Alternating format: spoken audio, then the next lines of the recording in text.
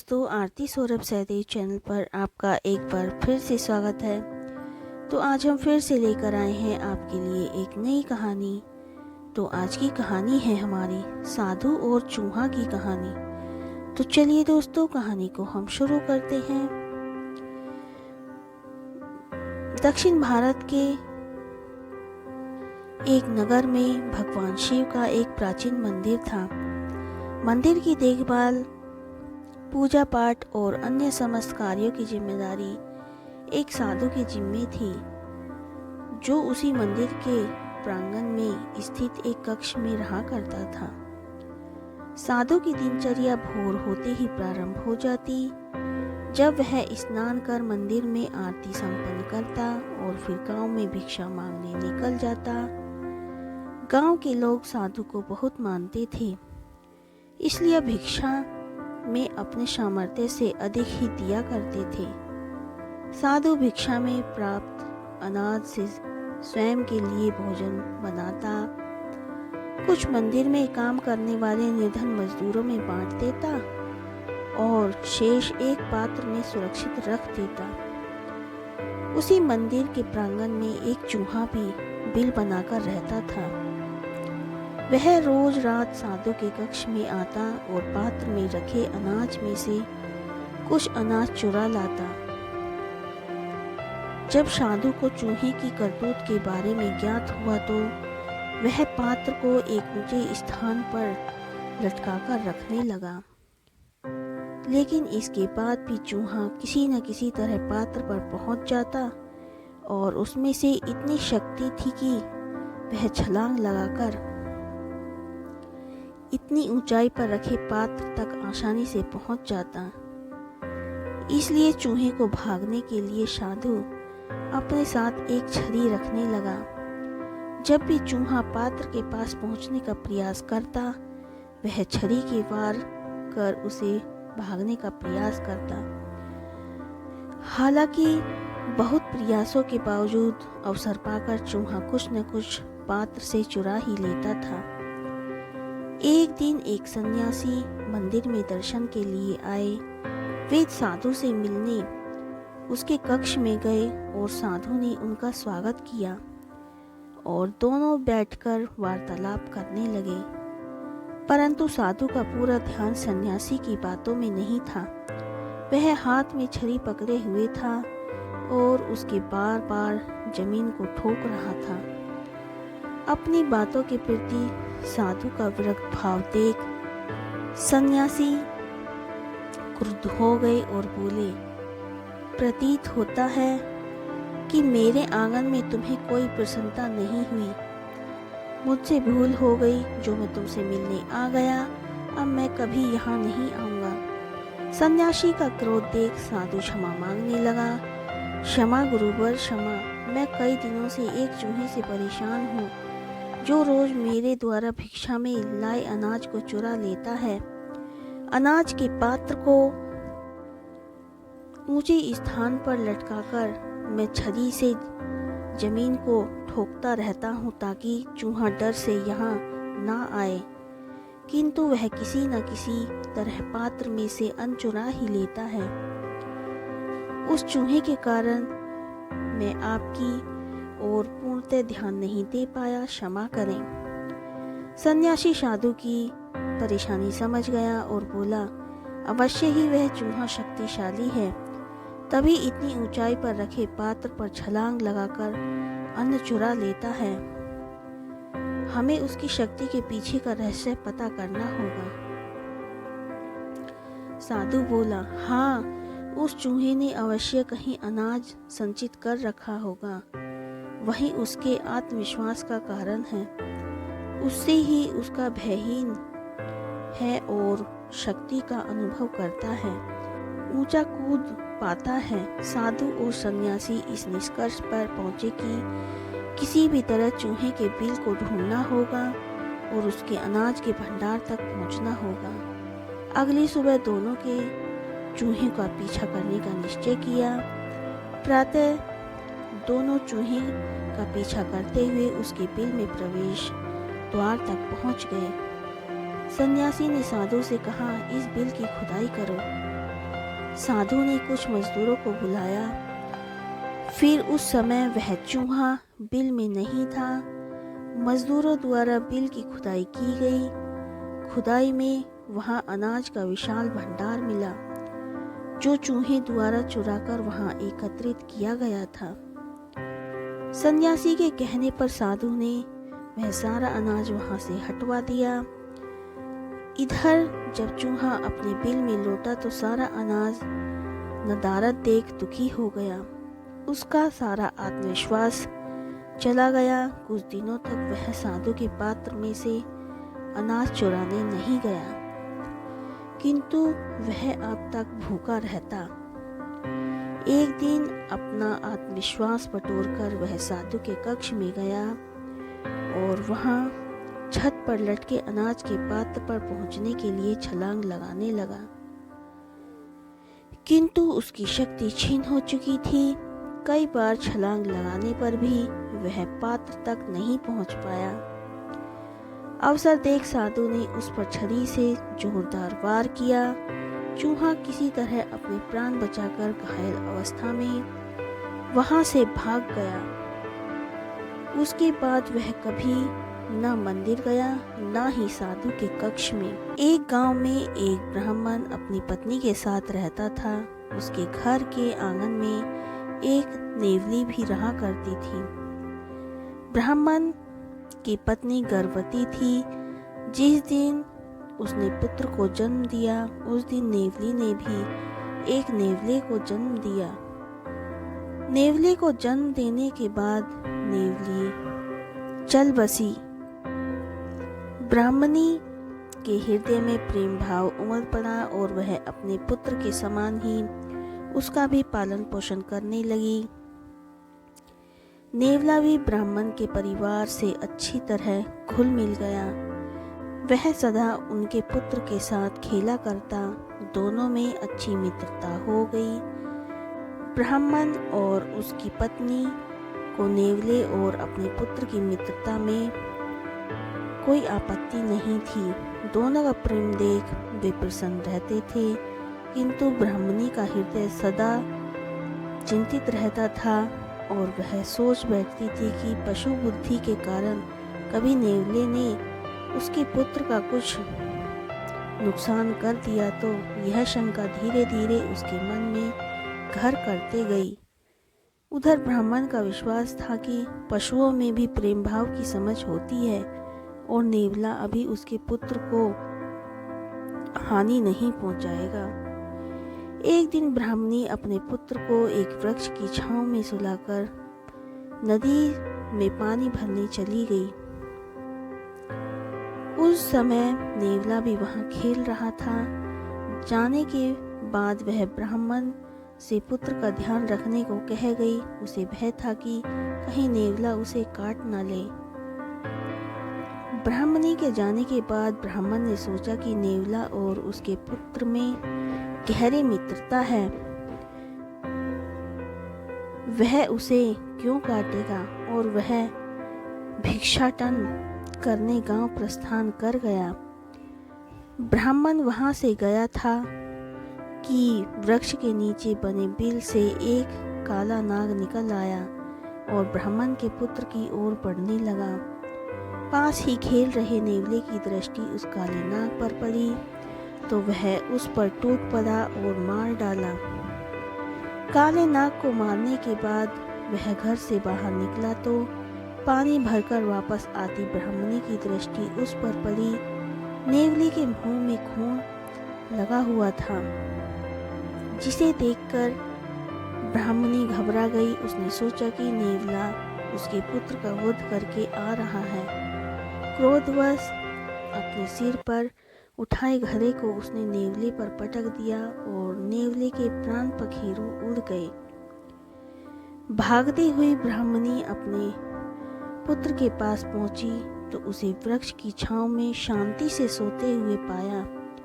पास ही काले नाग का छत विछत शरीर पड़ा हुआ था। उसे समझते देर न लगी कि उसके पुत्र की रक्षा के लिए नेवले ने काले नाग को मार डाला है। वह दुख और पछतावे में अपना सिर पीटने लगी। तभी ब्राह्मण भिक्षाटन वापस लौटा। ब्राह्मण ने उसे नेवलियों की बारे में पूरी बात बताकर कोसने लगी कि यदि मेरी बात मानकर तुम पुत्र के साथ रहते और लोभवश भिक्षाटन को नहीं जाते तो नेवले की जान नहीं जाती। नेवले के प्राण तुम्हारे लोभवश गए हैं। तो दोस्तों, इस कहानी से हमें यह शिक्षा मिलती है कि बिना सोचे समझे कुछ नहीं करना चाहिए। एक नगर में एक ब्राह्मण रहता था। उसके 4 पुत्र थे। तीनों बड़े ब्राह्मण पुत्रों द्वारा शास्त्रों का ज्ञान प्राप्त था, परंतु बुद्धि की उनमें कमी थी। चौथे ब्राह्मण पुत्र को शास्त्र ज्ञान नहीं था, परंतु वह बुद्धिमान था। एक दिन चारों भाई भविष्य की चर्चा करने लगे। बड़ा भाई बोला, हमने इतनी विद्या अर्जित की है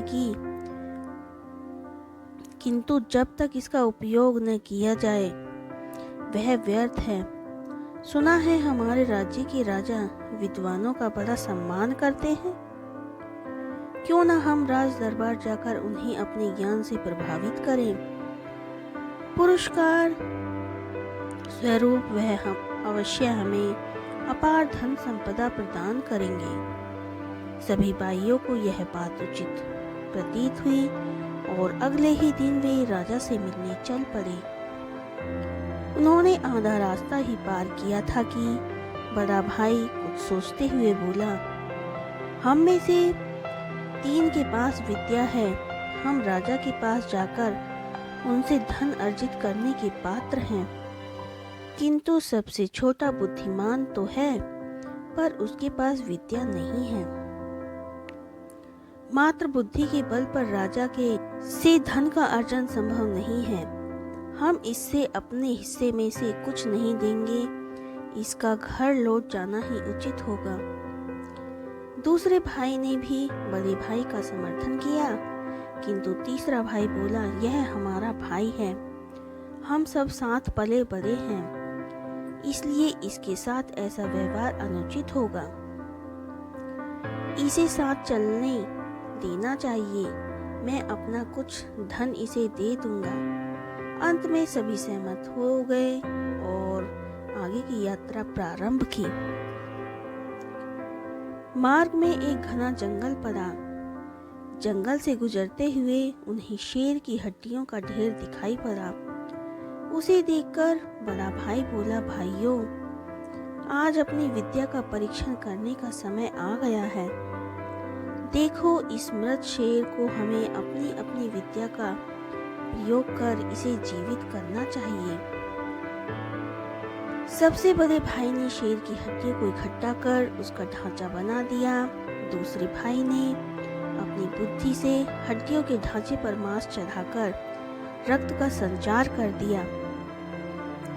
तीसरा भाई अपनी विद्या से शेर में प्राणों का संचार करने आगे बढ़ा, तो चौथे भाई ने उसे रोक दिया और बोला, भैया कृपया कर ऐसा अनर्थ मत कीजिए। यदि यह शेर जीवित हुआ तो हम सबके प्राण हर लेगा। यह सुनकर तीसरा भाई क्रोधित हो गया। वह बोला, मूर्ख, तुम्हारे साथ चलने का समर्थन कर। कदाचित मैंने त्रुटि कर दी है। तुम चाहते हो तो कि मैं अपनी विद्या नष्ट कर दूं, किंतु ऐसा कतई नहीं होगा। मैंने इस शेर को अवश्य जीवित करूंगा। चौथा भाई बोला, क्षमा करे भैया, मेरा अर्थ यह कतई नहीं था। आपको जो उचित लगे उसे करें, बस मुझे किसी वृक्ष पर चढ़ जाने दें। यह कहकर वह एक ऊंचे वृक्ष पर चढ़ गया। तीसरे भाई ने अपनी विद्या से शेर को जीवित कर दिया, परंतु शेर ही जैसे जीवित हुआ उसने तीनों भाइयों पर आक्रमण कर डाला। चौथा भाई, जिसने बुद्धि का प्रयोग किया था, वह वृक्ष पर बैठा यह सब देख रहा था। वह वृक्ष से तब तक नहीं उतरा जब तक शेर चला नहीं गया। शेर के जाने के बाद वह वृक्ष से उतरा और गांव लौट गया। तो दोस्तों, इस कहानी से हमें यह शिक्षा मिलती है कि बुद्धि सदैव विद्या से श्रेष्ठ होती है। शास्त्रों में निपुण होने पर भी लोक व्यवहार न जानने वाला व्यक्ति हमेशा उपहास का पात्र बनता है या समस्या को आमंत्रित करता है। एक दिन एक सियार किसी गांव से गुजर रहा था। गांव में उस दिन हाट बाजार लगा हुआ था। सियार जब हाट से गुजरा तो वहां उसे लोगों की भीड़ दिखाई पड़ी। वे लोग जोर जोर से चिल्ला रहे थे और तालियां बजा रहे थे। कौतूहलवश सियार उसी भीड़ की ओर चल पड़ा और उनके बीच में से झांककर देखने लगा कि आखिरकार माजरा क्या है। उसने देखा कि वहां दो हट्टी कट्टी बकरियां के बीच लड़ाई हो रही है। लोग उन्हें देखकर चिल्ला रहे हैं। दोनों बकरियों के बीच चल रही लड़ाई जबरदस्त थी। अपनी सींगों के वार से दोनों ने एक दूसरे को लहूलुहान कर दिया था, किंतु इसके बाद भी कोई रुकने का नाम नहीं ले रहा था। उनके शरीर से बहता हुआ रक्त सड़क पर फैलने लगा था। ताजे रक्त की महक जब सियार के नाखूनों तक पहुंची तो उसकी लार टपकने लगी। वह खुद को रोक नहीं पाया और रक्त चाटने लगा। रक्त को चाटते चाटते वह बकरियों के नजदीक पहुंच गया। उसके मुंह में बकरियों के रक्त का स्वाद लग चुका था। अब उसका लालच और बढ़ गया। उसने सोचा कि क्यों ना इस बकरियों को मारकर मैं अपनी पेट की ज्वाला शांत कर लूं। बस फिर क्या था, उसने आव देखा न ताव और टूट पड़ा बकरियों के ऊपर। बकरियां हट्टी कट्टी और बलशाली थीं। ऊपर से बहुत देर से लड़ते रहने के कारण देश में भी थी। सियार के अड़ंगे में उनका क्रोध भड़का दिया और उन्होंने सियार को ऐसी पटकनी दी कि वह चारों खाने चित हो गया। उसके बाद बकरियों ने उसकी तब तक धुनाई की जब तक वह मर नहीं गया। तो दोस्तों, इस कहानी से हमें यह शिक्षा मिलती है कि कोई भी कदम उठाने से पहले भली भांति सोच लेना चाहिए। लोग के वशीभूत होकर उठाया गया कदम पतन की ओर ले जाता है। एक समय की बात है, एक जंगल में एक बाघ रहता था। एक दिन बाघ अपनी गुफा से बाहर निकल आया और शिकार करने की तलाश में चला गया। थोड़ी देर चलने के बाद बाघ ने एक हिरन का शिकार किया। जैसे जैसे बाघ अपने भोजन का आनंद ले रहा था, एक छोटी हड्डी उसके जबड़े में फंस गई। उसने अपने पंजे से हड्डी बाहर निकालने की कोशिश की, पर उसकी सारी कोशिशें नाकाम रहीं। एक छोटी सी हड्डी ने इस शक्तिशाली बाघ की आंखों में आंसू ले आई। दिन बीतते गए और बाघ फंसी हुई हड्डी को बाहर नहीं निकाल सका। मुझे यकीन है कि मैं भूखमरी से मर जाऊंगा, बाघ ने सोचा। मुझे इस हड्डी को बाहर निकालना है। वह जानता था कि उसके गले में हड्डी को बाहर नहीं निकाला तो वह मर जाएगा, लेकिन वह उस हड्डी को बाहर निकालना नहीं जानता था। जैसे जैसे दिन बीतते गए, बाघ कमजोर से कमजोर होता गया। उसे पता नहीं चल रहा था कि इस हड्डी का क्या करना है। वह बस अब मौत का इंतजार कर रहा था। फिर एक दिन जब बाघ बुरी तरह से एक पेड़ के नीचे पड़ा था तो उसने एक लकड़हारा देखा। लकड़हारे ने जख्मी बाघ को देखकर उसके पास गया। तुम ठीक हो? ये तुम मुंह खोल के क्यों बैठे हो? लकड़हारा ने बाघ से पूछा। कुछ दिनों पहले मेरे दांतों के बीच में एक हड्डी फंस गई है। तब से मैं ठीक से खाना नहीं खा पा रहा हूँ। मुझे यकीन है कि इस वजह से भूखमरी से मैं मर जाऊंगा। बाघ ने जवाब दिया, मैं केवल एक शर्त पर हड्डी निकालूंगा। तुम जब भी आज से कोई शिकार करोगे, उसमें से मैं मांस का छोटा टुकड़ा मुझे लाना होगा। लकड़हारे ने बाघ से कहा। अब बाघ हताश हो गया, लेकिन जिंदा रहने के लिए उसके पास और कोई तरीका नहीं था, तो उसने लकड़हारे से सौदा पक्का कर लिया। तो लकड़हारे ने बाघ की बात मानकर उसके मुंह से हड्डी निकाली और बाघ को उसके दर्द से राहत मिली। जिस क्षण हड्डी निकली, बाघ शिकार की तलाश में चला गया। कुछ घंटों बाद लकड़हारे ने बाघ को अकेले ही अपने भोजन का आनंद लेते हुए पाया। क्या आप अपने वादे के बारे में भूल गए? लकड़हारे ने गुस्से से पूछा। तुमको अपने आप को भाग्यशाली समझना चाहिए, बाघ ने लकड़हारे से कहा। मेरे मुंह में घुसने पर ही मैं तुम्हें आसानी से खा सकता था, लेकिन मैंने ऐसा नहीं किया। अब तुम दूर जाओ यहाँ से। लकड़हारा इस पर बहुत गुस्सा हो गया। उसने उसी वक्त हाथ में एक लकड़ी का टुकड़ा बाघ की आंख में मारा। मेरी आंख, मेरी आंख, तुमने मेरी आंख में छेद कर दिया, मैं तुम्हें माफ नहीं करूँगा, बाघ चिल्लाया। जिस पर लकड़हारे ने उत्तर दिया, लेकिन तुम्हें अपने आप को भाग्यशाली समझना चाहिए, क्योंकि मैं आसानी से दूसरी आंख भी निकाल सकता हूँ। तो दोस्तों, आज की कहानी हमारी यहीं पर समाप्त होती है। आज की कहानी आपको हमारी कैसी लगी, हमें कमेंट करके ज़रूर बताएं। अगर आपको हमारी कहानी पसंद आई हो तो उसे ज़्यादा से ज़्यादा लाइक और शेयर करें, और हमारे चैनल को सब्सक्राइब करना ना भूलें।